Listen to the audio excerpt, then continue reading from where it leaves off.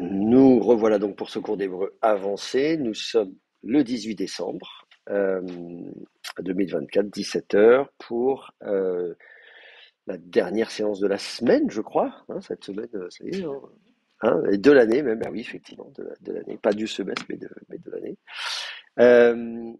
Euh, bon, bah, c'est bien, on commence à prendre un rythme de croisière. On a évidemment dû revoir beaucoup de notions de grammaire au fur et à mesure qu'on avançait dans le texte. Mais là, bon, j'ai l'impression qu'on pourrait essayer d'accélérer un petit peu le rythme pour continuer à avancer. Donc nous sommes toujours dans notre texte 1Q22, cet apocryphe de Moïse, et avec des difficultés qu'on a mises en évidence, donc de vocabulaire, de syntaxe. On se pose la question de la qualité de la reconstruction proposée par Milik à l'époque. Mais en tout cas, c'est pas mal et c'est bien d'en arriver justement à ce stade de l'étude. Alors, je vais afficher à l'écran la suite du texte. On en était arrivé à Kacher Tiviti ou Tiveti Otam. Euh, alors, je vais recopier ça à l'écran. Donc, on en est à la ligne 6. Je vais mettre ça ici à l'écran. Tac. Et donc, notamment, on a discuté sur Tiviti ou Tiveti en disant, bah, on a le droit de dire les deux, finalement. On a les deux sont attestés dans la Bible, l'un plus que l'autre, mais bon, voilà, c'est pas, ça nous permet, c'est très intéressant pour vous d'arriver à ce stade d'apprentissage de l'hébreu où on se rend compte un peu, effectivement, du caractère parfois fluctuant de la cantillation massorétique, qui est, là encore, due à des évolutions phonétiques qui voilà, font partie parfois de petites variantes dialectales ou même contextuelles qui sont propres à chacune des langues. Et donc tous ces problèmes-là sont liés, c'est le revers de la médaille, disons, c'est les défauts de la qualité de la cantillation massorétique qui se veut très précise en distinguant beaucoup de timbres, mais quitte effectivement à ce que parfois on hésite entre deux timbres. Alors, très bien.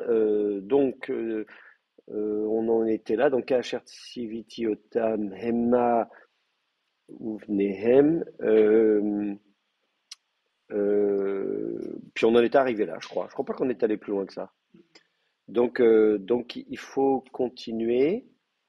Donc eux et leurs fils. Et puis après, on reprend là. Je sais pas, quelqu'un veut lire à partir de là, Kol Hayamim, etc. Hein.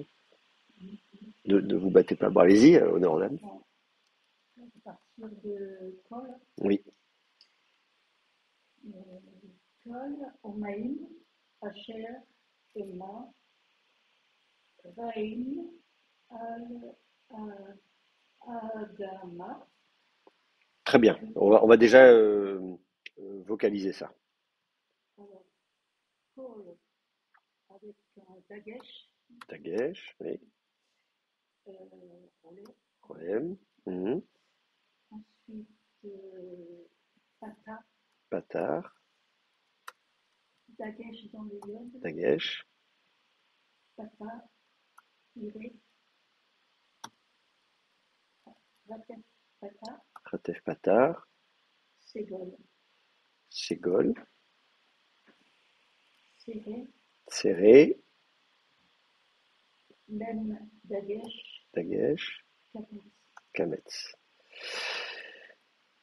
Et puis, Kametz, Pata, Patar, Iré, Rirek, avec Dagesh, avec dans Dagesh. le Yod, Mhm. et c'est tout ce que j'ai mis. D'accord. Euh, très bien. Alors, les autres, ça vous convient? Il y a des erreurs? Même chose.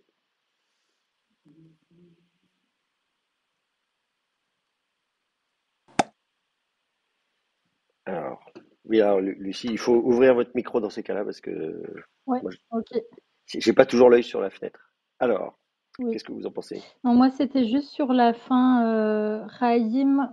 Moi, j'avais Chaim? vocalisé ça, Roïm, en me disant que c'était un participe, mais peut-être pas du tout. Ah oui, Choyim, en lisant un participe. Mhm. Oui, Euh, vivant, vivant. Oui, oui, oui, du verbe vivre, très bien. Alors, effectivement, donc soit on prend l'adjectif chai et on va mettre le pluriel chayim. On met un dagesh dans l'iode parce que la racine chai, c'est une racine géminée, hein. C'est une racine ayin ayin, comme on dit, chet yod yod. Et donc, effectivement, il y a une contraction, la racine géminée, donc on met un dagesh dans l'iode. Euh, euh, Choyim, oh, mais techniquement, pourquoi pas, hein, l'idée d'avoir un participe actif, mais euh, on l'utilise pas. Le problème, c'est qu'on utilise. Ah oui, c'est la même racine dans tous les cas. Oui, c'est ça. Là, c'est une question d'usage. Là, effectivement, donc ce que vous dites, c'est qu'effectivement, l'adjectif rail est très courant et a remplacé, pas remplacé le participe, je sais pas s'il faut dire ça, mais en tout cas, l'adjectif rail est effectivement extrêmement fréquent. Et à l'usage, on n'utilise pas le participe. Je ne sais même pas si ça se trouve quelque part. Moi, je veux bien regarder. Le verbe chaya. euh, alors, vous allez le trouver écrit comme ça, chaya, chet, yod, et puis troisième faible. Alors qu'en fait, c'est plutôt une racine géminée, mais c'est pas grave. Euh, Est-ce qu'on a? Non, il ne trouve pas de participe cal. Donc, c'est ça le problème, hein, c'est le verbe. Et donc, le participe actif, franchement, je le vois très mal utilisé. En plus, c'est un verbe d'état, c'est pas un verbe actif. Donc, à la limite, souvent pour les verbes d'état, à la place du participe actif, on a justement des formes kaved, etc., euh, avec en plus une voyelle thématique en A et pas en O. Au lieu d'avoir kotel, on aurait une forme katel, quelque chose comme ça, qui est en fait une forme participale. Donc, donc non, vraiment, là, j'ai du mal à imaginer que quelqu'un utilise le participe à cet endroit-là. Alors que l'adjectif rai, chaim est très fréquent. Euh, donc effectivement, il faut plutôt le vocaliser comme l'adjectif rai au pluriel chaim. Euh, D'autres remarques ou questions? Sur le participe, simplement, je crois me souvenir que Eran nous avait dit qu'il y avait pas de participe pour le verbe être. Ah Alors, oui, mais c'est pas le verbe être, c'est le verbe vivre là. Oui, oui, pardon, oui, oui, excusez-moi. oui. Et après, alors c'est Oui, pareil, oui. le participe du verbe être. Donc là, on me fait remarquer que, bah oui, mais Haya et Haya et Hava, il y a un Hové en fait, hein. Hové existe, participe du verbe être. On ne le trouve pas dans la Bible, on va le trouver en hébreu un peu plus tardif, en hébreu rabbinique. Donc on peut le faire si on veut. Mais c'est sûr que, voilà, c'est rarissime. C'est rarissime, voilà. C'est juste pas utilisé. C'est pas que c'est impossible hein, d'un point de vue grammatical, mais Non, c'est non, juste. mais Eran nous avait dit c'est pas utilisé parce que nous, en français, par exemple, on l'utilise dans des phrases. En hébreu, il y a des phrases nominales. Quand on dit moi, non. Alors oui, j'entends les deux remarques. Alors effectivement pour le verbe être, bon, il y a aussi la difficulté des phrases, ce qu'on appelle des phrases nominales, qu'on pourrait appeler des phrases non verbales. C'est-à-dire que là où nous en français on a le réflexe d'utiliser le verbe être, évidemment en hébreu on va pas l'utiliser. Si on dit je sais pas, la salle est grande, voilà, on n'a pas besoin d'utiliser le verbe être en français, on dit la salle est grande, besoin du verbe être au présent, ce qui n'est pas le cas en hébreu. Donc il y a moins besoin d'un point de vue syntaxique d'utiliser le verbe être en hébreu. On fait une proposition non verbale dans ces cas-là. Mais c'est pour ça que je dis, on peut trouver, en fait, on trouve le verbe être, y compris au V, euh, donc le participe actif du verbe être, on le trouve dans l'idée d'exister en fait. C'est celui qui est Hové, voilà. Donc et même en hébreu moderne, je pense, on le trouve encore. C'est rare, mais ça peut être utilisé. Donc là, il y a un premier problème. Voilà. Donc ça, c'est un problème lié au. Ça, c'est un problème lié en plus de ça au verbe être. Euh, Mais simplement, voilà, au-delà de ça, il y a l'usage. Je pense que pour les verbes d'état, le participe actif n'est pas nécessaire, souvent n'apporte pas grand-chose. Quand on a un verbe d'état, le participe actif, il peut donner l'idée d'une action en train de se faire. Mais quand ça n'est pas un verbe d'action, quand c'est un verbe d'état, l'adjectif convient très bien. Euh, voilà. Donc là, c'est vraiment le fait que naturellement, on sera plus porté à avoir un adjectif qu'un participe et qui conviendra très bien, y compris d'un point de vue syntaxique. Donc là, ici, typiquement dans cette phrase, on voit très bien Kol Hayami, ma chère Emma Hayim, tous les jours où eux sont vivants. Hema Hayim, ils sont vivants. Donc on peut dire ils vivent, ah oui, alors ils sont en train de mener leur vie, mais être vivant, ils vivent tout simplement. Voilà. Donc, j'ai pas bien compris les verbes d'état. Oui. Il y a un problème avec les participes. Alors les verbes d'état, c'est pas qu'il y a un problème avec les participes, c'est que souvent comment dire, la forme, ce qui correspond au participe, en fait, va être au lieu d'avoir un schème kotel, vous allez avoir un schème katel, avec un kametz au lieu d'un relais. Voilà. Et ce schème est un schème de participe, par ailleurs. Un schème d'adjectif, je veux dire, par ailleurs. Ah oui, mais c'est considéré comme participe. En fait, théoriquement, la façon de distinguer, si vous voulez tout savoir, mais après tout, vous êtes des grands, si vous voulez tout savoir sur la différence dont on va détecter si c'est un usage comme un participe ou un adjectif, c'est quand on va passer au féminin. Quand vous dites kotel et que vous mettez au féminin, le féminin de kotel, c'est kotla ou kotelet, si vous faites une forme ségolée, mais sinon kotla. Et donc, vous avez la prétonique qui tombe. Je vais vous l'écrire quand même parce que je parle dans le vide. Je vais vous montrer à quoi ça ressemble quand même. C'est quand même une nuance intéressante. Vous êtes sur votre forme kotel. Vous dites, ah, kotel, très bien, féminin. Vous mettez la forme du féminin. Donc, le A à la fin qui va, pardon, qu'est-ce qui se passe? Voilà, qui va, donc, là, qui va prendre l'accent, évidemment. Et donc, normalement, en hébreu, l'antéprétonique tombe. Donc, on va avoir ktela. Sauf que c'est pas ce qu'on a. On a kotela, kotela. Et donc, on a un cas où l'antéprétonique se maintient. Alors, il y a des raisons à cela. On va expliquer que le O, en fait, c'est un A long primitif et que comme c'est une voyelle longue, elle ne tombe pas, etc., etc. Donc, si maintenant vous prenez une forme, non pas kotel, mais une forme katel, katel, et vous mettez le féminin, vous allez dire, bon, bah, très bien, katel, eh bien, si c'est un participe, vous allez avoir katla. Sauf que ce n'est pas ce qu'on observe. Souvent, on va avoir tela. Ce qui est ce qu'on attend d'un substantif, c'est-à-dire d'un nom ou d'un adjectif qu'on mettrait au féminin. Donc, quand on vous dit kaved, le verbe être lourd, et qu'on vous dit le participe de kaved, voilà, le participe kaved, et on ne dit pas koved, on dit kaved, il est lourd, hein, et que vous le mettez au féminin, que vous trouvez gveda et pas kavda, pour moi, c'est la preuve qu'on a bien affaire à un adjectif et pas à un participe. Même si on va vous dire que c'est un participe, etc. Mais en fait, il fait office de participe quand on a besoin de ce qui correspondrait à un participe, mais en fait, c'est un adjectif. Voilà. Et donc ça, c'est ce que vous allez trouver. Je ne sais pas comment c'est d'ailleurs analysé dans les bases de données. Par exemple ici, si je cherche justement le Kavbet Dalet, Kaved, voilà, il ne trouve pas.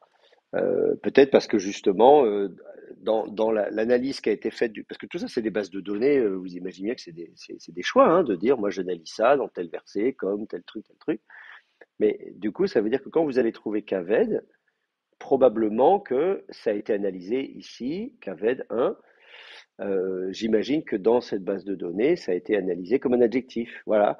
Si je mets dans Genèse 12:10, si je mets ma souris là-dessus, en bas, on me dit que c'est un adjectif masculin, singulier, absolu, etc.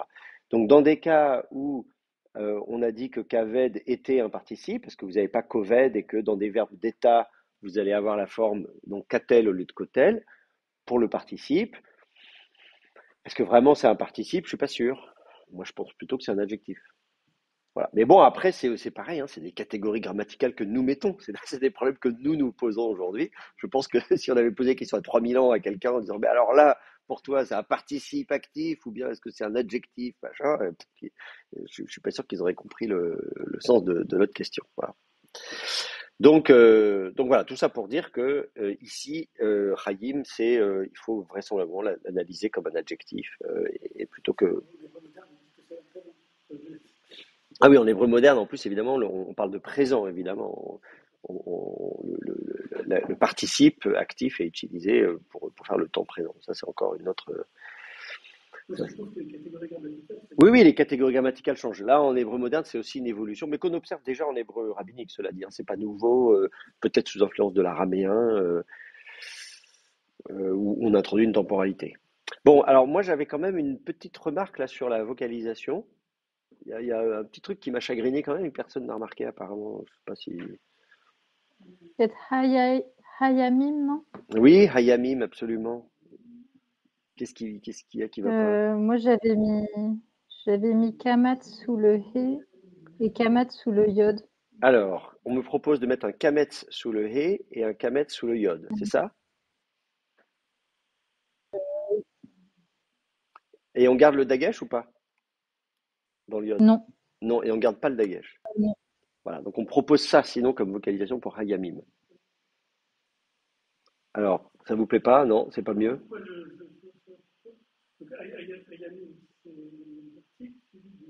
Alors, c'est l'article suivi de yom au pluriel, ça c'est sûr, on est d'accord là-dessus.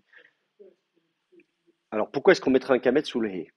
Déjà, première question. Parce que la vocalisation de l'article défini, normalement, c'est patar plus dagesh. Donc, patar plus dagesh, hayamim, a priori, on va plutôt partir là-dessus. Les cas où on ne met pas de patar sous le he, c'est des cas de déplacement compensatoire. C'est-à-dire vous avez une gutturale derrière qui ne veut pas du dagesh et du coup on compense en déplaçant. Mais là on n'a pas de problème. Donc a priori on va rester là-dessus. En revanche, yamim, donc moi je garde le patar et le dagesh comme vous l'aviez proposé. En revanche, je vous avais proposé un patar sous le yod et c'est là que je vais plutôt garder le kametz. Parce que effectivement, donc yamim c'est le pluriel de yom. Hein. On dit pas yomim, on dit yamim. En fait, c'est un vav pris entre deux a, et c'est souvent ce qui se passe quand vous avez une semi-consonne qui est prise entre deux voyelles qui sont identiques. Souvent, elle tombe. Quand vous avez des phénomènes comme awa, aya, eh bien, vous allez avoir une aphérèse, une chute de la semi-consonne. Mais du coup, votre A va être en syllabe ouverte.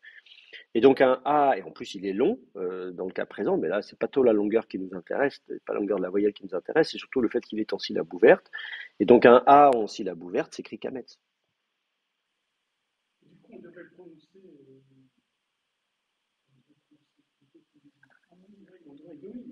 Alors de toute façon, le kametz, pour les massorettes, il est prononcé O. Nous, on distingue les deux kametz, hein, kametz gadol, kametz ratouf, un qui est prononcé A, l'autre qui est prononcé O. Euh, Dans le cas présent, non, ce serait un kametz gadol, donc on va le prononcer A, nous. Dans tous les cas, les massorettes, tous les kametz, ils les prononcent O.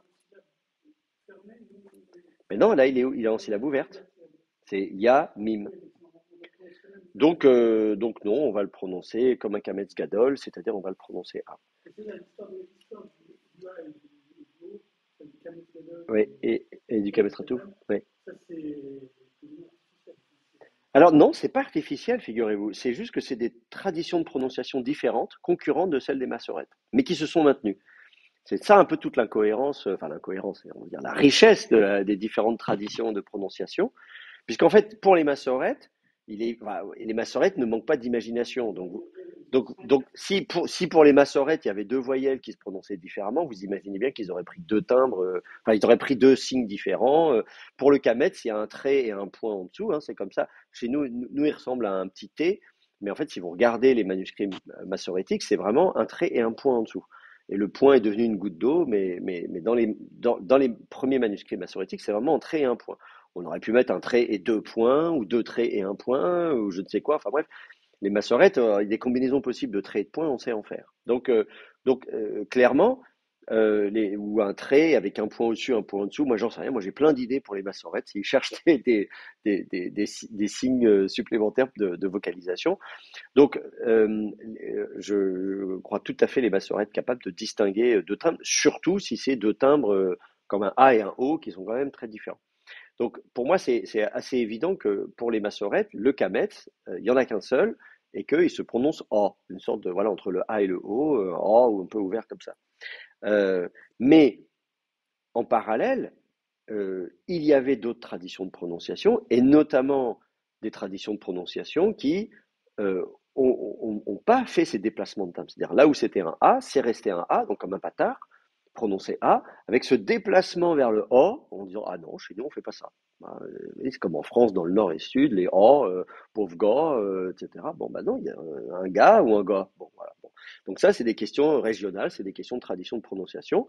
Donc il y a des gens qui ont dit ah ben non, désolé, mais nous ça c'est un A, on le garde en A. De la même manière, le cholem, puisque donc on correspond au kametz gadol qui vient d'un A, le kametz ratouf qui vient d'un O, c'est pareil, c'est un O un peu plus fermé qui devient un O un peu plus ouvert. Et dans des traditions de prononciation, on a dit non, pas du tout. Nous, on le garde comme étant fermé. Ou alors, d'autres cas d'ailleurs où on le prononce ouvert, alors que les massorètes, eux, l'ouvrent pas. Shalom, personne ne dit shalom, alors que normalement c'est un O, c'est un cholem. Et on fait un O, shalom, et même en hébreu moderne, on dit shalom, shalom, shalom. Bon, voilà. O, shalom, O. On fait un O ouvert comme si c'était un kametz ratouf. Bon, voilà. Donc c'est juste pour, à mon avis, la preuve que, et le fait que ça corresponde tantôt à un A primitif, tantôt à un O primitif, bah, montre bien que, comment dire, les locuteurs, eux, avaient mémoire du fait que c'était comme ça que ça se prononçait, parce que c'est la racine, parce que c'est le shem, parce que c'est, voilà. Et donc, ça veut dire que c'est un processus naturel et que c'est pas quelque chose où on s'est dit, tiens, j'ai un kametz, comment est-ce que je vais le prononcer? Vous voyez, si vous vous posez la question de la prononciation du kametz, ça montre on est plus dans quelque chose de naturel. Alors évidemment, aujourd'hui, dans la graphie, on peut même distinguer kametz katan et kametz gadol. Vous savez, kametz ratouf, je veux dire, vous pouvez le faire un long truc comme ça. Mais ça, c'est la typographie moderne. Ça n'existait pas à l'époque des massorettes et même à l'époque des premières Bibles imprimées. Voilà, donc Yamim, franchement, de savoir est-ce qu'à l'époque de Qumran c'était prononcé Yamim ou Yomim, je vais vous dire, on a des manuscrits où il y a une mère de lecture Vav. Donc, dans ces cas-là, qu'est-ce qu'on fait? Alors, soit on dit c'est un problème, soit on fait comme on a fait la semaine dernière, enfin pas la semaine dernière, mais la dernière séance, où je vous disais, bon, on dit Vav comme mère de lecture, mais là, même pas d'un Kametz Ratouf, mais carrément d'un Kametz Gadol, quoi. Donc ça montre bien, et en araméen, c'est yomin, hein, en araméen, yom, le pluriel de yom, y compris en araméen biblique, etc. La lecture O se maintient. Donc voilà, moi je vais pas me battre sur le fait que le pluriel de yom c'est yamim. Enfin, je veux dire, c'est pas moi qui ai décidé, je signale juste, c'est comme ça que les massorètes le prononcent. Voilà, mais c'est de rester du coup la prononciation classique. Même en hébreu moderne, on dit yamim au pluriel. Alors si vous dites yomim au pluriel en hébreu moderne, je sais pas si on sera peut-être pas très content. On vous dira rien parce qu'on est gentil, mais voilà. Ok, très bien. Donc, kol hayamim asher hema chayim. Donc tous les jours où ils vivront, hein, ils vivent ou vivront, si on se projette dans l'avenir. On lit la suite du texte, s'il n'y a pas de questions. C'est bon pour vous? On continue? Qui veut continuer?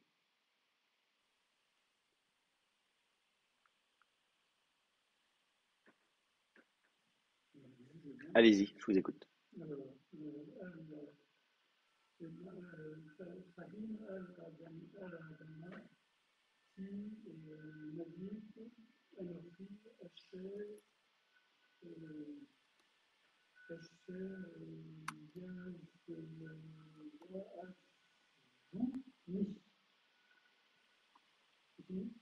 Oui, on peut s'arrêter là.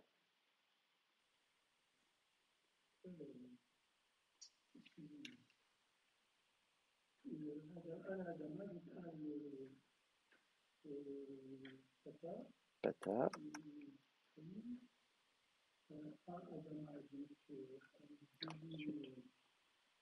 Ah. Kametz.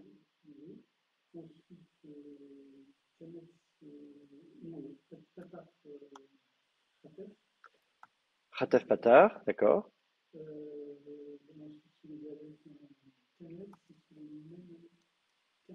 Très bien.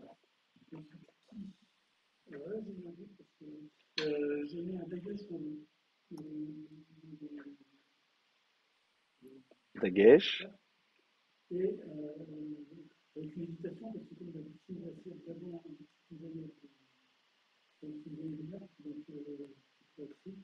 Ça pourrait être ri, effectivement, oui. Ah, ça se dit ri, oui, bien sûr. Après, évidemment, on peut aussi supposer que là, on respire un petit peu, qu'il y ait un accent disjonctif, on commence une nouvelle proposition, et donc là, voilà. Donc, on peut mettre qui, oui, ça ne me dérange pas.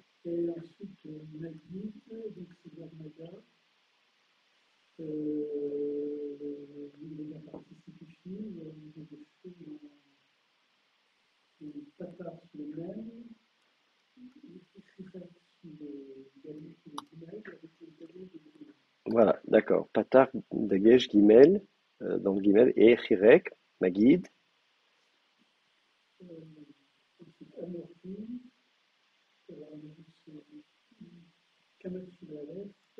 Kametz, Cholem, Chirek, Asher comme d'habitude.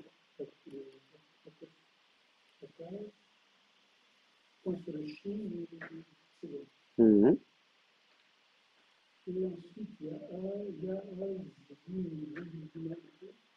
Oui,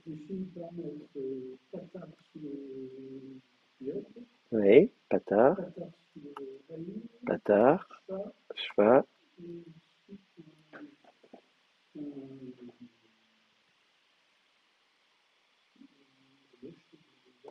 oui, et un Chirek. Ok, très bien. Le verbe azav, très bien. Mhm, mhm. Avec un suffixe et une préformante. Alors, très bien. Alors, est-ce que vous avez des questions, des remarques? Vous êtes d'accord, pas d'accord?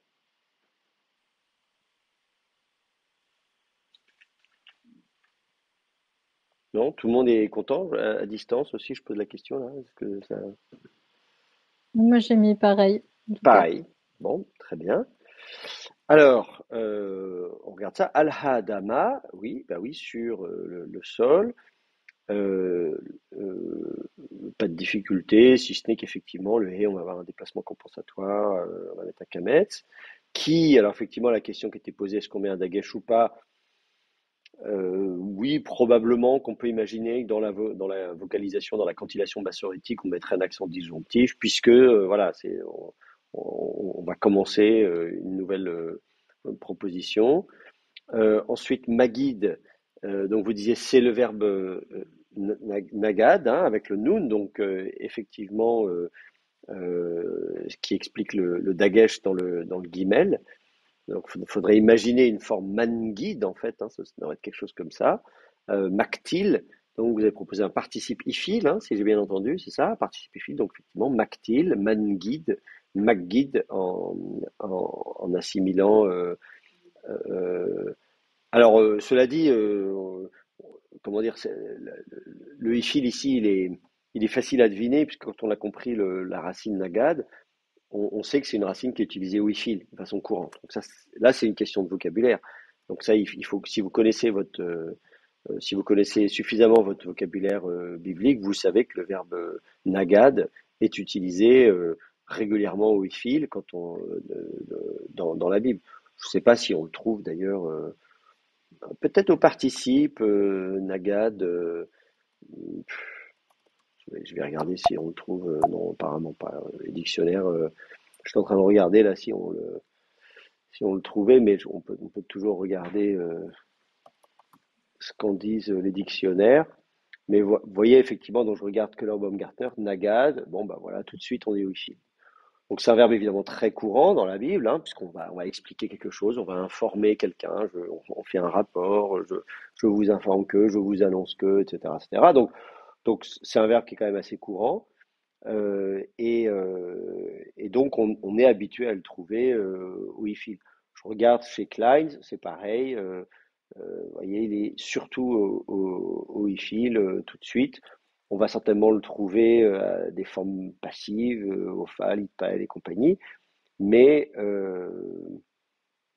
bon, là, le Klein est un peu long parce qu'il fait tous les syntagmes. Hein. Bon, ce qui est pratique aussi, hein, de voir il se construit avec quelle préposition, etc. Euh, Mais effectivement, voilà, ce qu'on voit, c'est qu'on est tout ça, on est au fil.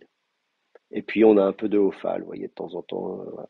Mais donc effectivement, naturellement, on tombe sur cette racine et on se dit, ah bah oui, effectivement, c'est donc à tous les coups du fil. Et puis ça colle bien, évidemment.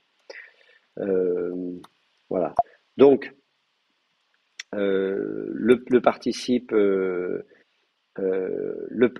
participe euh, le participe Magid.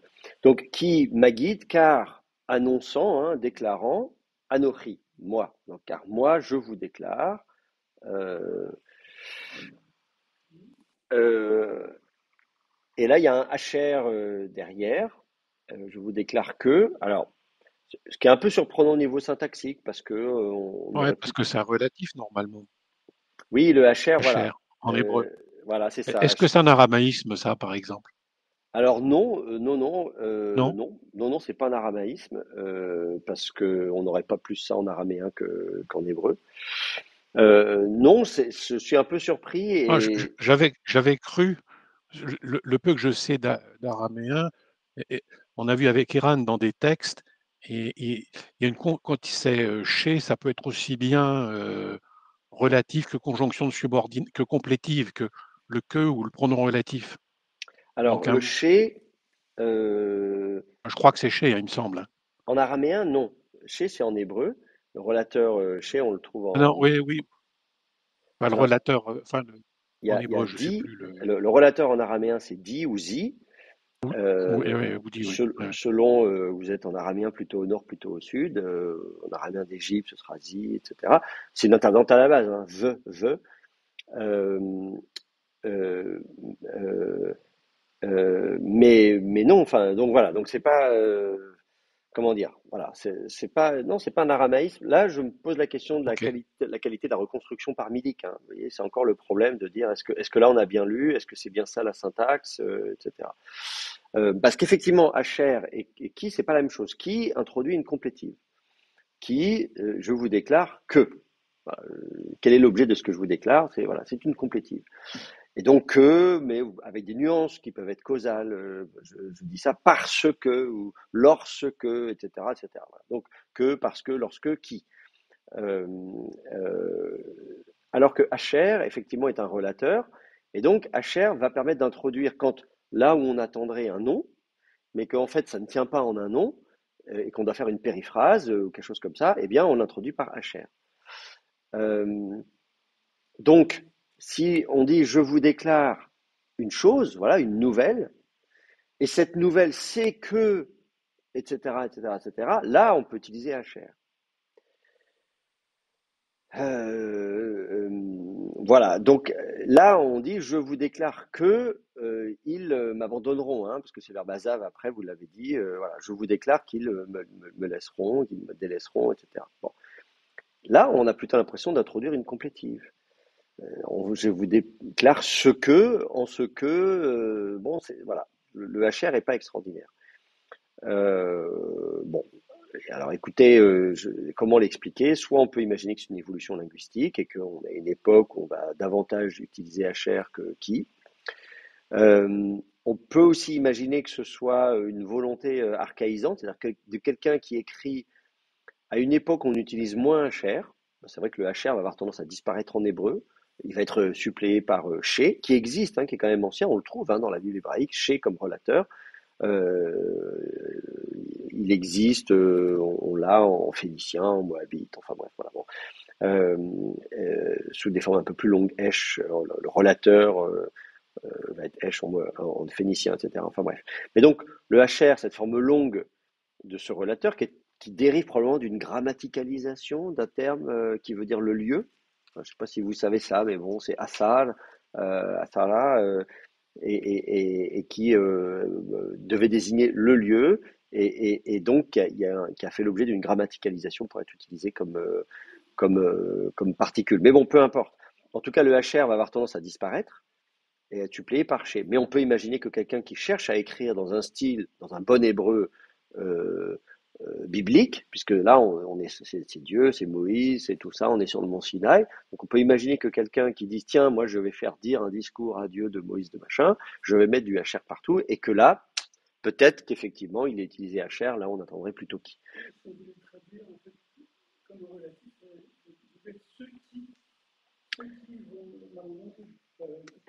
Bah, c'est oui, la chose que, enfin, je vous déclare ce que je vous ai dit précédemment, ou je vous déclare, etc. Le HR serait compréhensible si je vous annonce euh, celui qui va venir, etc., etc. Bon, voilà.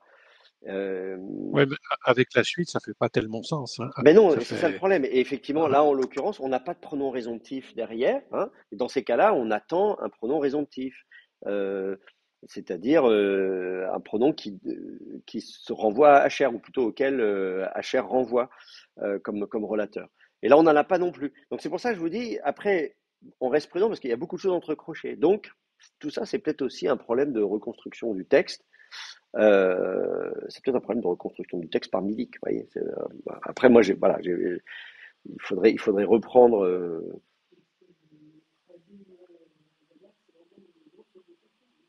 Ouais. Donc, bon, voilà. Bref. Donc, prudence par rapport à ça. Je vous le signale que simplement ici, moi, j'aurais été plus à l'aise avec un qui qu'un cher. Euh, bon, après, Yazvouni. Bon, voilà, le verbe azav. Donc ça, vous l'avez vu. Euh, avec une conjugaison donc du yictol, la préformante iode, postformante ou, donc troisième masculin pluriel, plus le ni qui est un pronom suffixe. Euh, euh, et donc la question de la vocalisation au début, c'est ça que vous disiez que vous aviez hésité, les deux patards?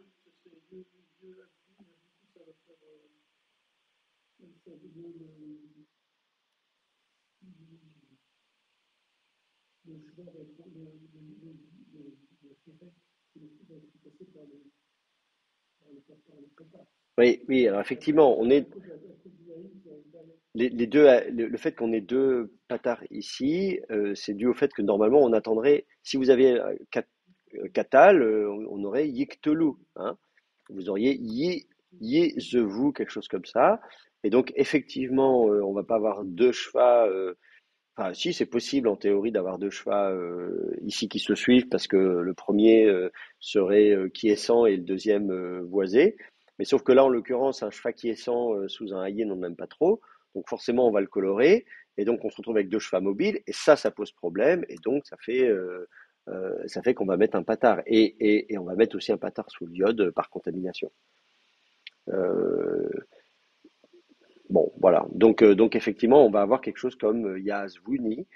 Voilà. Donc ça c'est. Donc, moi je suis d'accord avec vous. On aurait pu se poser la question de mettre Yezov ou quelque chose comme ça avec Ségol, quelque chose comme ça. Mais là, en l'occurrence, les deux patards, ça me va très bien. Bon, très bien. D'autres questions? Pas d'autres questions sur ces versets, enfin sur ces mots. C'est pas des versets, mais sur ces mots. Non? Bon, alors très bien. Euh, eh bien, on continue. Euh, qui veut lire la suite? Moi, je veux bien. Très bien, on vous écoute. Veillilrou, Harar, Shikutse, Agoyim. Très bien, on n'a C'est- qu'à Pardon. vocaliser ça. D'accord. Oui, Oui, oui. Alors, Veililrou. Shva, je vois. Rirek, Shva, Mhm. euh, Bouk, Oui, Harar, Patar, Patar. patar, patar, Alors, Shikoutse, c'est un Shin, donc point du Shin. Rirek, rirek, euh, Dagesh dans le Kaf. Ensuite, Shuruk, Tsere, serré, Agoyim, le He avec un Patar. oui, Dagesh dans le Gimel, dagesh, un Holem, et puis un Rirek. et un rirek. D'accord. Donc, ve yilchu, achar, shikutse, hagoyim. C'est bon pour vous? Qu'est-ce que vous en avez pensé? Alors, vous avez pensé à un vaïktol. Oui. Et donc, vous le vocaliseriez comment?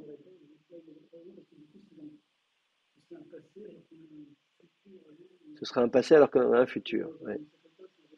Donc, ça colle pas. Euh, alors, oui, oui, oui. Donc effectivement, il y a un problème. Si vous mettez du vaïktol, ici, ça veut dire qu'on a, donc c'est un verbe consécutif, succession dans le passé. Et alors, ils marchèrent, donc là, on ne comprend pas, effectivement. On nous explique qu'ils vont abandonner Dieu, et qu'ensuite, évidemment, on nous explique qu'ils vont faire des choses abominables, etc. Bon. Donc, on comprend pas, donc, on comprend bien dans le contexte que là, un vaïktol ne, Oui, ça va pas. ne conviendra pas. Euh, alors, euh,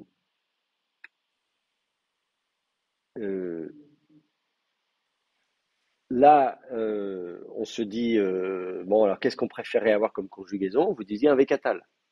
Hmm. Mhm. Ouais. Euh, Si c'est un vécatal, donc un VAV consécutif devant un catal, euh, euh,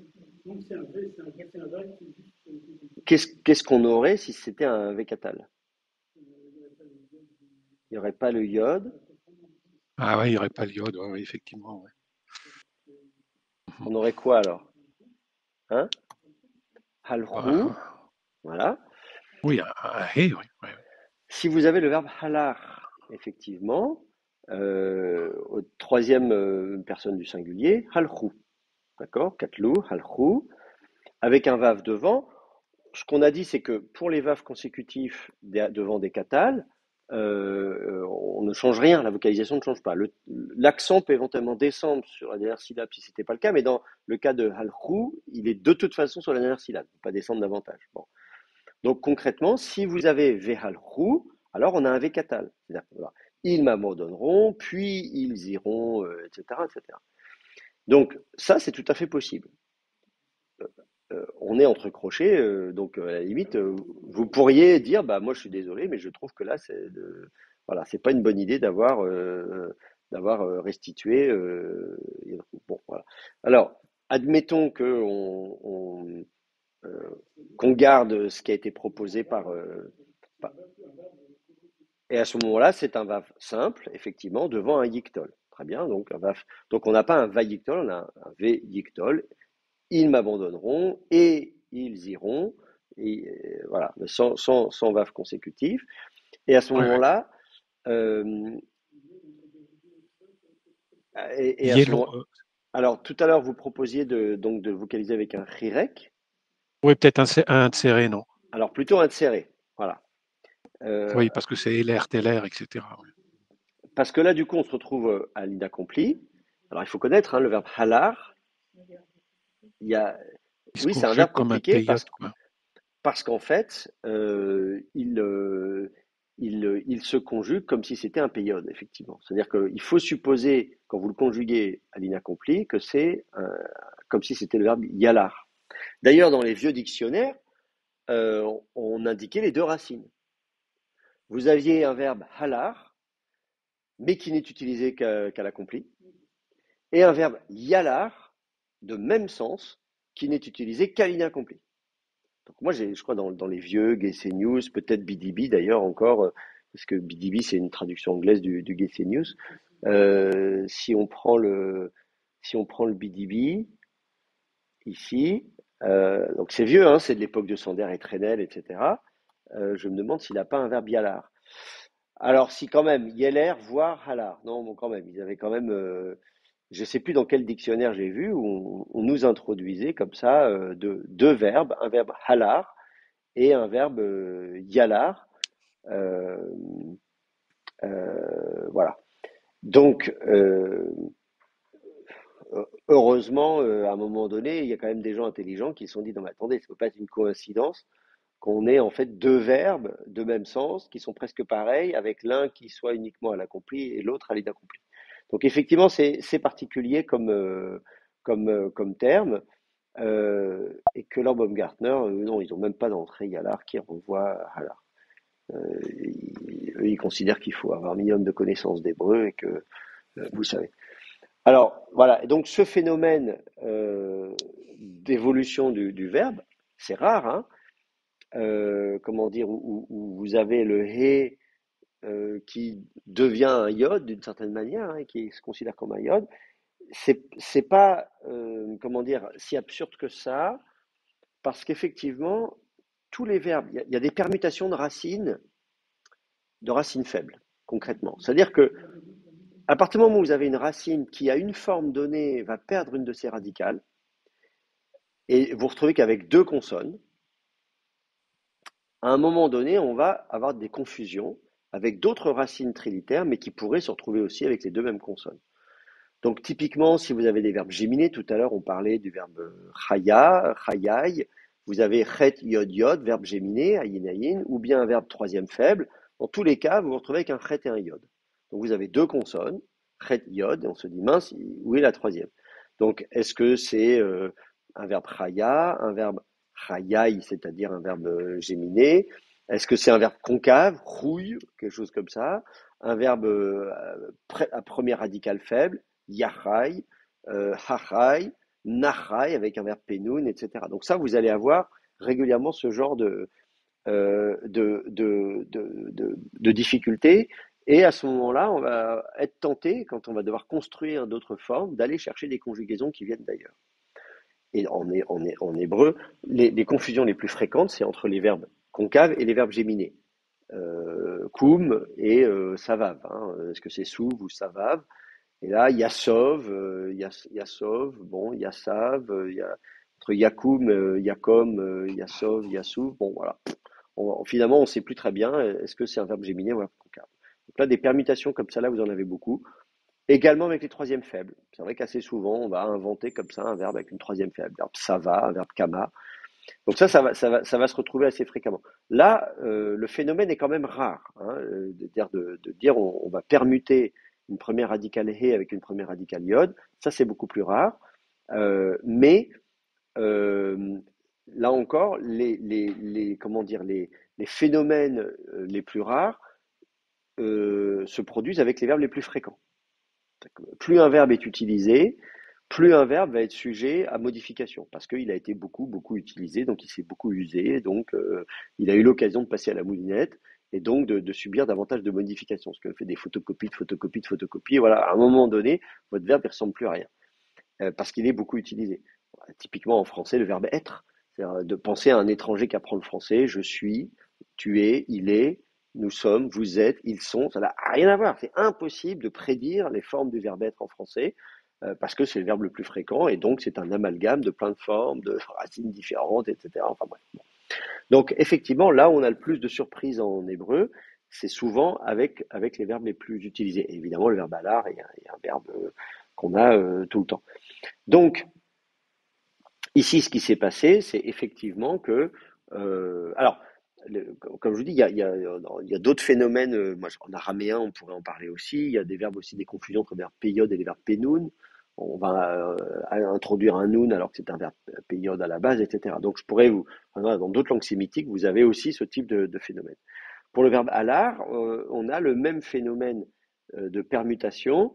euh, alors, on a des phénomènes, disons, on a le même en ougaritique et un proche en araméen, puisque en araméen, c'est le lamed qui va tomber, donc on va avoir yehar à l'inaccompli, vous voyez.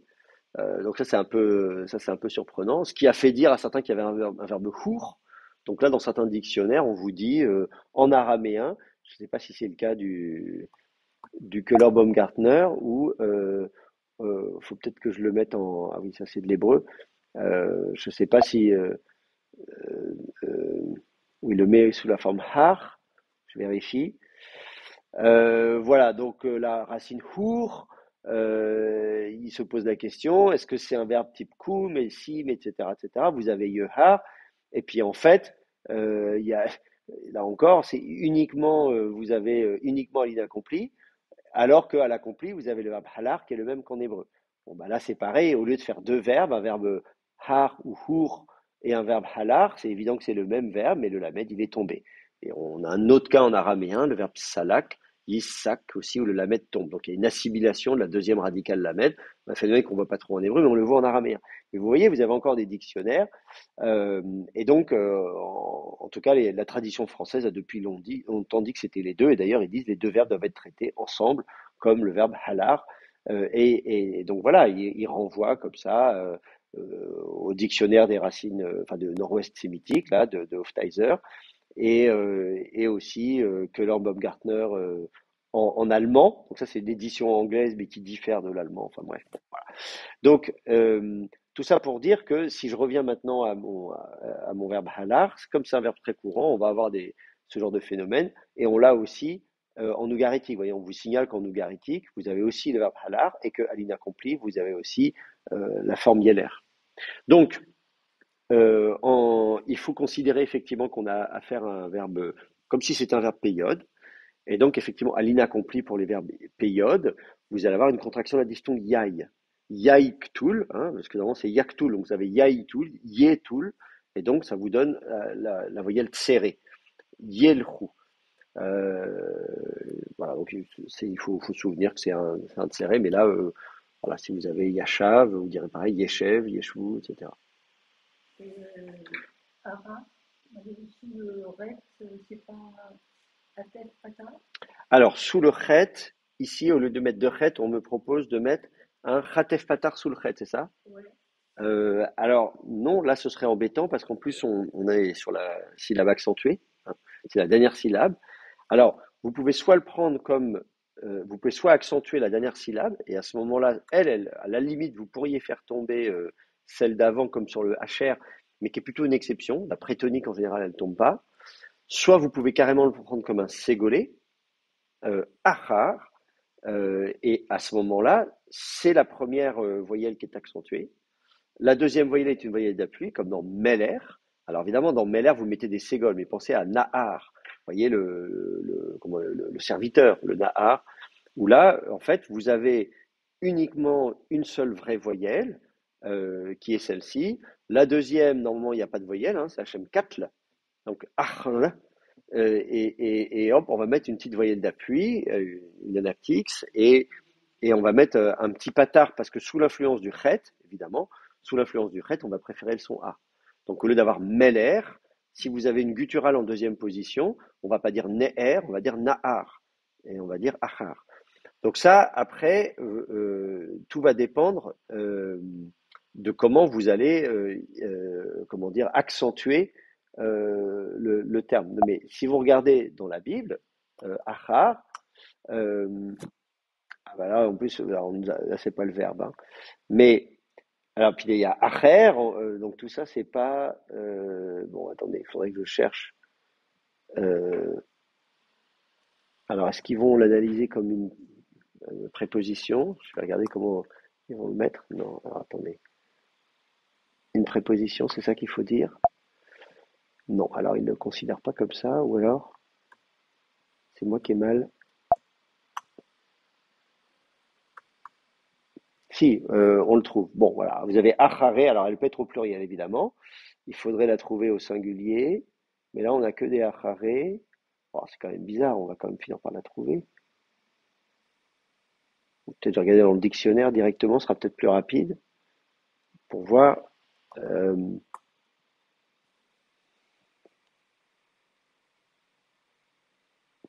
voilà. Alors, si vous regardez ici, achar, euh, euh, je me demande si c'est pas une coquille là. Ils ont mis l'accent ici, mais je pense que c'est plutôt ici qui doit être. Vous voyez ici, achar. euh, où est-ce qu'il apparaît? Genèse 22, 13, mais je crois qu'on avait regardé tout ça. Ah non, Genèse 22, 13.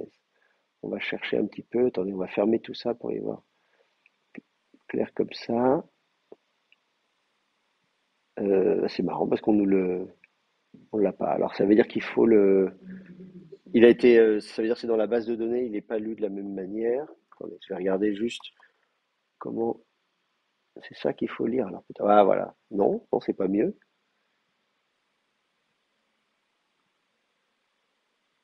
Alors cela dit, non. Regardez, je vois qu'il est parfois accentué aussi sur la dernière syllabe. Achar hamaboul, achar, etc. Ou là où il est accentué sur la deuxième syllabe. Donc c'est pas une coquille. On peut effectivement le trouver accentué comme ça. Donc pas comme un ségolé. Je sais qu'il existe sous forme de ségolé. Donc les deux existent. Bon, voilà. Donc vous pouvez soit l'avoir sous forme de ségolé, euh, soit sous une autre forme. Parce qu'en plus, le fait qu'on ait acharai comme ça, c'est typique du pluriel d'un ségolé. Acharav, etc. Melachim, vous voyez, pensez à Melachim, Meler, Melachim. Vous faites chuter, euh, euh, et donc vous avez Malché, vous voyez, Melachim, Malché. Donc tout ça, ça me fait plutôt penser à un ségolé. Mais je constate effectivement qu'il est en général accentué sur la dernière syllabe. Ce qui veut dire que si c'est pas un ségolé, très bien, alors je corrige donc mon accent, on va le laisser ici. Euh,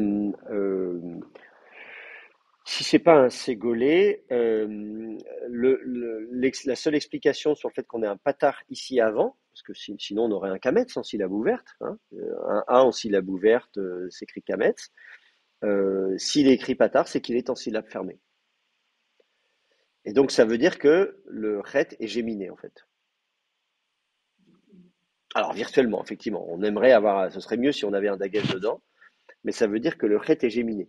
Alors évidemment, ça arrive, hein, comment dire, des géminations virtuelles, on connaît ça, hein, donc voilà. Mais de là, on en déduit que effectivement le shem, c'est pas un shem katl, ça veut dire que c'est un shem kattal avec un shem géminé, kattal achar. Bon, voilà. Mais je suis un peu surpris parce que quand vous regardez acharé au pluriel, en fait, il y a euh, euh, c'est pas forcément le pluriel qu'on attendrait d'un shem kaptal. Un shem kaptal, on attendrait kaptalim, donc acharim. Et acharé, et donc, oui, acharé, si, pourquoi pas. Acharé, si, ça marche aussi. Non, ça marche aussi, en fait. Je réfléchis, mais ça peut marcher aussi. Bon, J'ai une question kaptal à ce par moment-là. rapport au Ségol. On parlait Oui. des Ségols. C'est, pour moi, c'était des Ségols, deux Ségols, quoi, qui suivent. Ah Mais oui, c'est pas ça, en fait. quand on appelle les ségolés, non, non, non, On ne pas des Ségolais. qu'on appelle C'est en fait oui, des. on les appelle des ségolés parce qu'il y a deux ségoles qui se suivent, mais en fait, les ségolés, c'est des schèmes C'est une marque monosyllabiques. qui change, quoi. Oui, oui, en fait, c'est-à-dire que c'est des schèmes monosyllabiques, ce qu'on appelle des schèmes monosyllabiques. Mince, pourquoi je peux pas écrire en... Oui, avec une seule Voilà. syllabe. Donc, Une syllabe donc, identique. vous avez katl, kitl, et koutl, hein, donc les trois voyelles primitives en proto-sémitique. Euh, et donc, effectivement, de katl, ça va vous donner, par exemple, malk, vous voyez, vous pouvez avoir si vous prenez la racine MLK, les exemples que je donne, c'est Cypre, et puis, pour Sefer, et puis Kouch, la racine Kof, Dalet, Shin. Attendez, il faut que je change de clavier. Voilà. Et donc, ça, effectivement, de Malk, on va donc avoir on va introduire une petite voyelle d'appui qui ne prendra pas l'accent. Donc, ça va donner Malek. Alors, un petit comme ça, un petit et comme ça. Mais évidemment, la voyelle accentuée, ça va être ça. Ça va être le A, puisque c'est la seule voyelle. Hein. Ici, vous avez la seule voyelle ici. Donc, Malk, Cypre, pardon, voilà. Et puis, Couch. Voilà. Donc dans tous les cas, voilà, vous allez avoir Malek, mais c'est le A qui reste accentué. Et ensuite, par contamination, puisque vous avez mis un ségol, un petit ségol ici, là, le S, ça va être un petit ségol. Bon, bah du coup, ça va donner Meller.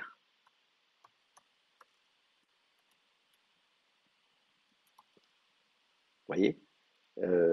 Par contamination, vous allez avoir deux ségols. Je vais l'écrire du coup en hébreu. C'est la forme que vous avez en hébreu.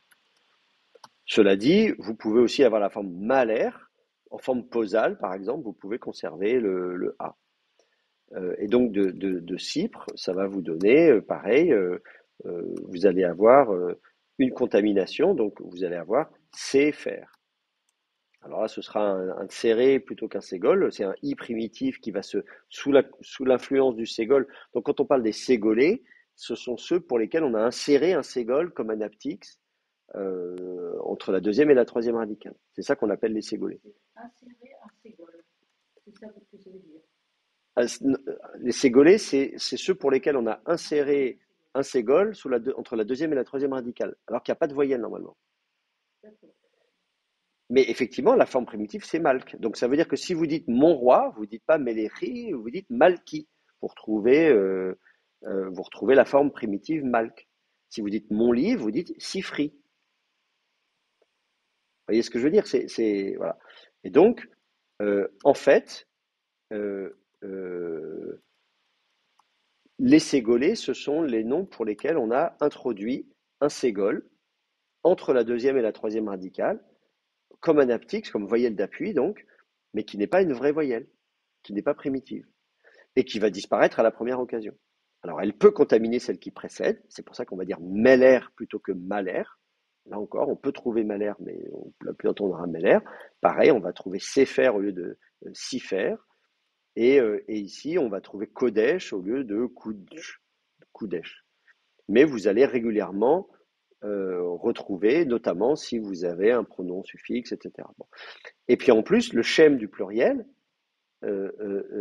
n'est pas le pluriel qu'on attendrait. C'est-à-dire que quand vous êtes au pluriel en 4, par exemple, le pluriel, le schème, va être, alors attendez, je vais le mettre ici, donc le pluriel, le schème, ça va être un schème catal.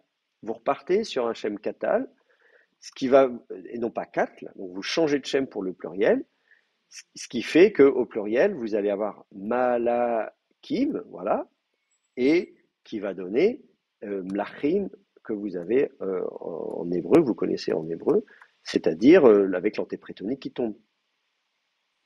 Mais le fait que mlachim soit le pluriel de meler, vous voyez, ça ne va pas de soi. Si vous avez un terme meler, on se demande comment ça se fait qu'on a mlachim au pluriel. Et de la même manière, si vous avez un pluriel construit, eh bien vous allez avoir malché. Si vous partiez du Shem 4, vous auriez malké. Les rois d'Israël, on dirait malké Israël. Mais on ne dit pas malké Israël, on dit malché Israël, parce que le schwa est un schwa mobile qui résulte de la chute d'une voyelle. Cette voyelle, c'est ce A, qui sert de schème du pluriel. Donc vous voyez, ça c'est. Et de la même manière, si vous êtes au schème kitl, le pluriel, le schème du pluriel, ce sera un schème kital. Et ensuite, pareil, si vous êtes un schème couple, le pluriel, le schème sera koutal. Donc, dans le cas des ségolés, au pluriel, on va mettre on va introduire une voyelle A, et ce à un stade antérieur de la langue, on va introduire une voyelle A entre la deuxième et la troisième radicale. Donc ça, c'est des spécificités vraiment de ce qu'on appelle les ségolés, c'est-à-dire les schèmes monosyllabiques. A, I, U. Le ségol entre la deuxième et la troisième Ouais. radicale, pour des raisons de prononciation. Oui, c'est ça. Alors, c'est ce qu'on appelle une voyelle d'appui, une anaptique. C'est plus facile de prononcer avec une petite voyelle comme ça qui vient se glisser. Voilà. C'est des voyelles d'appui. C'est des voyelles qui ne sont pas, comment dire, qui sont juste là pour faciliter la prononciation. Voilà. Elles servent qu'à ça. Donc, voilà. Donc, et ça, c'est la caractéristique aussi de la cantillation massorétique, puisque on n'a pas forcément ce phénomène de ségolisation dans les autres traditions de vocalisation babylonienne, du texte biblique, etc. Voilà, ça, c'est donc, comme je vous dis, c'est les massorètes qui poussent très loin l'idée de oui, mais là, si, c'est quand même plus pratique de prononcer comme ça, etc. Alors évidemment, le problème, c'est que nous, quand on apprend l'hébreu, en plus, on ne fait pas attention où est l'accent, donc on apprend Meller, le roi, comme s'il y avait deux ségoles, quoi. Meller, le roi, ségole, ségole, et comme si c'était la dernière syllabe qui était accentuée, enfin voilà. Donc ça nous joue des tours après. Ça nous joue des tours. Ok. Alors attendez, je voudrais juste qu'on puisse continuer. Donc Veyelchu Achar. Ensuite, Shikutse Hagoyim. Qu'est-ce que vous avez pensé de ça? Euh, Chikutse, ça c'est bon. C'est bon, Shikutse? Pour moi, c'est bon. Moi, j'avais mis un ségol sous le shin. Enfin, c'est-à-dire que le mot que j'avais trouvé, c'était sheketz, Pour moi, c'est bon. Ah, donc un ségolé aussi. oui. Alors C'est pas ça? effectivement, si on lit Sheketz, effectivement, on se dit ah on va peut-être pas mettre comme ça. Mais Sheketz, le problème c'est qu'il y a quand même ce vav, cette mère de lecture vav entre le kof et le tsadé. C'est vrai. Sheketz, voilà, là encore, si c'était Sheketz, alors Sheketz ça existe en hébreu, c'est un ségolé justement, voilà, donc on en parlait, c'est un shem 4 là. Donc Sheketz, au pluriel shkatsim, shaktse, quelque chose comme ça, vous voyez, mais en tout cas pas de ou dedans. Donc ça, j'imagine que si vous regardez dans un dictionnaire, à Sheketz, ça vous devriez pouvoir le voir assez vite. En principe, voilà, qu'est-ce qu'on va vous dire? Bon, il y a le verbe, évidemment, shakatz, qui est au piel, évidemment. Donc, tam shikutz, c'est le shem ribouille, hein, comme on dit en hébreu, donc c'est un nom dérivé du piel. Sinon, effectivement, vous avez sheketz, mais voilà, effectivement, on vous dit pas grand-chose là-dessus, hein. Il apparaît pas beaucoup, l'abomination, etc., shketz, etc. Mais bon, voilà, donc ça pose un problème de lire ça. Et donc l'autre solution, si c'est pas Sheketz, c'est Shikutz. Vous voyez, il n'y a pas grand-chose comme possibilité en hébreu. Et, euh, et voilà, Shikutz, qui est vocalisé donc un shem Kittul, qui est un shem classique de nom dérivé du piel. Et comme le verbe est utilisé au piel, c'est normal que le nom dérivé soit un shem de type Kittul. Voilà. Euh, et donc tout ça, c'est les abominations. Voilà, c'est un terme évidemment pas très glorieux. Les horreurs, traduit ça comme vous voulez, qu'on retrouve euh, alors rarement dans le Pentateuque, à vrai dire. On le trouve dans Deutéronome 29, 16, le terme shikutz. Mais là, effectivement, donc c'est ça qu'il faut lire, évidemment, shikutz. Et je crois qu'en plus, dans Deutéronome 29, 16, je pense que je me demande si on l'a pas justement avec une expression similaire. Shikutz. Euh, Vatir'u et shikutsehem. Voilà, vous avez vu leurs horreurs. Euh, bon, voilà. Après, on l'a ailleurs, hein, shikutz, vous l'avez à d'autres reprises. Je vois qu'il y a 26 occurrences dans la Bible de shikutz. Donc, voilà. Donc, shikutse hagoyim. Moi, c'est un nom qu'il a. Pardon? Non, c'est un nom qu'il a placé entièrement dans ses. Ah oui, ça, c'est complètement reconstruit, là. Il a choisi la racine. Il aurait pu mettre autre chose. Bon. En mettant là-dessus, Alors, en comparant avec d'autres. oui, c'est de la comparaison avec ce type de discours où on dit les fils d'Israël vont m'abandonner, ils iront voir. Là, je vois qu'effectivement, vous avez à la ligne d'en dessous Gilou Lehem. Voyez là, Gilou Lehem. Or, justement, dans Deutéronome 26, 29, 16, vous aviez justement les deux calés ensemble, hein, Shikutsehem, Ve'et Gilou Lehem. Donc, voilà, c'est ça. On se dit que les mots vont souvent ensemble, ils font la paire. Donc, on en est souvent réduit à ça, hein. Quand on doit construire, reconstruire un texte, on se dit, bon, il me manque un mot. Dans le contexte, tiens, on parle d'abandonner Dieu, on parle d'aller derrière des idoles, des horreurs. Bah tiens, j'écoute. Allez, voilà, ça convient bien. Et puis bon, donc c'est souvent comme ça qu'on fonctionne. Mais effectivement, on peut critiquer ce que je vous disais à propos de Milik qui a travaillé sur ce texte. Moi, j'ai travaillé sur un autre manuscrit pour ma thèse. Et effectivement, en reprenant de façon un peu plus systématique, ce terme-là est trouvé ensemble quand je cherche quelque chose et quelque chose d'autre, deux termes qui forment la paire. Statistiquement, c'est plutôt ça que ça. Donc, plutôt que la proposition de Milik, moi, j'ai proposé autre chose plusieurs fois en disant. Ou bien, effectivement, en fonction de la longueur, parce que là, vous allez avoir, je sais pas, des consonnes qui peuvent être plus ou moins larges. Bon, après, dans cette graphie, quand on arrive à l'hébreu carré, beaucoup de lettres ont à peu près le même gabarit. Donc c'est un peu plus facile de caser des lettres, mais il y a quand même des lettres qui sont quand même plus grosses que d'autres, et donc à un moment donné, on peut dire ah oui, là, ça va être compliqué, ça tient pas, la lacune n'est pas assez large, ou au contraire, il faut un mot plus long parce que là, ce qu'il a rencontré ne suffit pas à combler la lacune.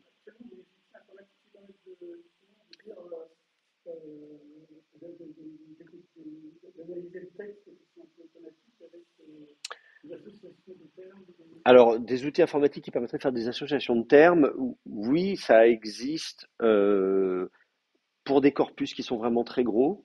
Corpus biblique, ça marche pas trop.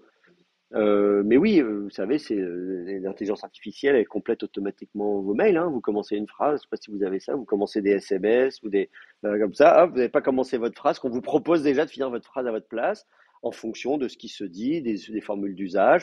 Quand l'intelligence artificielle vous connaît un peu mieux, hein, puisqu'à force de lire vos mails, moi je sais en tout cas, je suis toujours impressionné, j'utilise Gmail et à chaque fois je me dis ça y est, Google connaît exactement, il sait que j'utilise plutôt telle phrase que telle autre, etc. Bon, voilà, donc il apprend.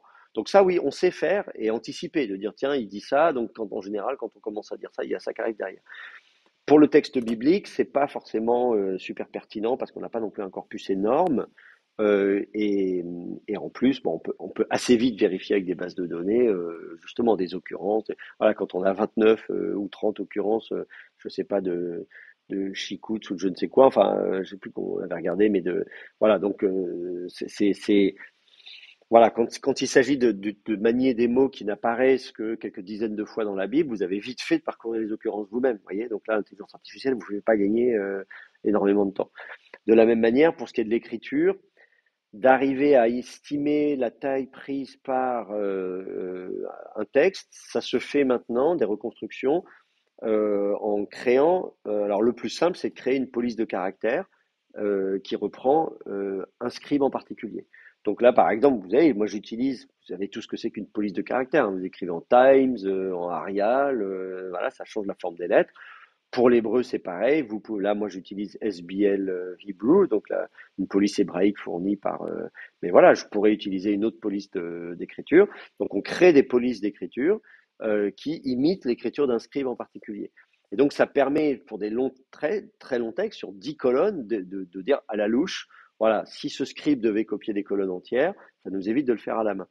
Mais ça marche pas à tous les coups parce qu'il y a des scripts qui ont tendance à faire des ligatures. Si vous avez un yod qui suit un noun, le yod est au-dessus du noun, etc. Mais vous voyez, donc faire une police d'écriture, ça donne un peu un gabarit, mais c'est pas non plus suffisamment précis. Dans des cas très précis, il vaut mieux le faire à la main entre guillemets. Enfin, moi, je le fais en échantillonnant l'écriture du script de façon informatique, mais sans non plus générer du texte au kilomètre. Vraiment, c'est-à-dire je prends les lettres et je regarde précisément les lettres en étant au plus près de l'espacement que j'observe chez le scribe ailleurs. Bon, c'est pas non plus parfait, mais c'est déjà un peu plus précis.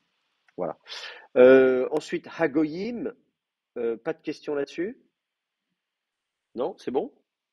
C'est très bien. Vous noterez qu'ici, on aurait pu mettre une mère de lecture pour le son I qu'on n'a pas mis. Vous voyez? On aurait pu les. Mince, pourquoi j'ai pas de. Non, il veut pas m'écrire en hébreu. J'ai perdu mon. Attendez. Ah, ça y est, c'est revenu. Donc, euh, on a déjà vu hein, que dans les textes de Qumran, on utilise plus facilement des mères de lecture, que là, en l'occurrence, même dans des cas où vous avez un iode consonantique, et justement dans des cas où vous avez un iode consonantique, le fait d'en mettre deux, ça vous montre à la fois que le iode est effectivement consonantique, et en plus de ça, qu'il est suivi par un son i, tant qu'à faire. Donc, Goyim, on pourrait tout à fait l'écrire comme ça. Là, on est dans la lacune. Donc c'est pareil, ça vous montre aussi les limites des reconstructions dans la lacune, parce que quand on est contraint par la taille de la lacune, j'ai X millimètres et je dois compléter, parfois on joue un peu là-dessus. Et moi j'ai aussi écrit un article, pourtant j'ai été le premier à dire qu'il fallait le faire, donc c'est marrant parce qu'il y a 20 ans j'écrivais un article méthodologique, programmatique en disant bah en fait voilà comment il faut faire pour reconstruire la lacune entre des fragments. Vous pouvez voir, c'est ma toute première communication scientifique en 2004 au Collège de France, publiée en 2006. Je n'avais même pas commencé ma thèse à l'époque, vous voyez, donc j'étais tout jeune. Et 10 ans plus tard, je me retrouvais à dire, attendez les gars, parce que là, j'en vois qui, quand ils veulent absolument reconstruire un truc, se disent, ah, bon, allez, j'ai pas assez de place, c'est pas grave, je mets pas de barre de lecture. Ou bien, ah, là, ma reconstruction, elle est un petit peu légère, ce serait bien d'avoir une lettre de plus. Bon, bah, je mets une mère de lecture supplémentaire, vous voyez. Donc, selon les besoins qu'on a, il y a une sorte d'élasticité de la reconstruction en disant oui, bon, je mets un peu plus d'espace entre les lettres, je mets un peu plus de mère de lecture. J'ai même vu des gens qui supposaient ah oui, il a dû oublier, mais il l'a ajouté par après. Dans des manuscrits de Qumran, on a aussi des corrections supralinéaires, donc au-dessus de la ligne comme ça. Et donc, je me souviens une fois un collègue qui disait oui, mais là, je suppose que là, parce qu'il n'avait pas la place de reconstruire le texte qu'il voulait reconstruire.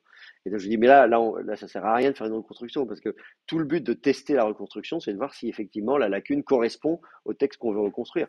À ce moment-là, dit la reconstruction, la lacune ne correspond pas au texte que je veux reconstruire. Mais alors d'imaginer qu'en plus de ça, il y avait une correction dans le texte, bon, bah, à ce moment-là, on peut faire rentrer des ronds dans des carrés sans problème. Donc voilà, donc je vous signale que ici, dans le texte reconstruit, on n'a pas mis de mère de lecture iode, qu'on aurait pu en mettre une. Moi, j'ai pas regardé quelle était la longueur de la lacune et si c'est pertinent ou pas d'en mettre une à ce niveau-là. Après, pour reconstituer Goyim, bon, c'est pareil, hein, j'ai pas. j'ai- Ah non, on mettrait pas d'agage dans l'iode parce que Goyim, il n'y a pas de.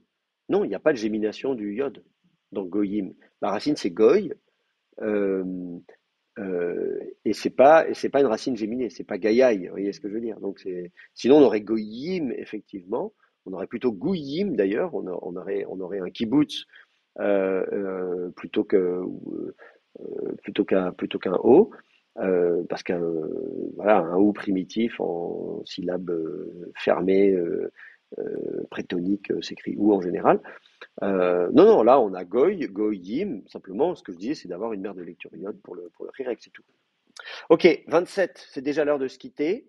Je fais passer un oral dans 3 minutes, figurez-vous. Donc voilà, je suis obligé de m'arrêter là. Je ne peux pas continuer plus longtemps. Mais c'est toujours un plaisir de faire ce cours avec vous. Et puis, bonne fin d'année si on ne se revoit pas d'ici là. Joyeux Noël à tous. Et puis, on se retrouve à ce moment-là en janvier pour la prochaine séance. Portez-vous bien, profitez bien de tous les gens qui vous sont chers et voilà, passez des bonnes fêtes. Voilà, au revoir à tous. Merci.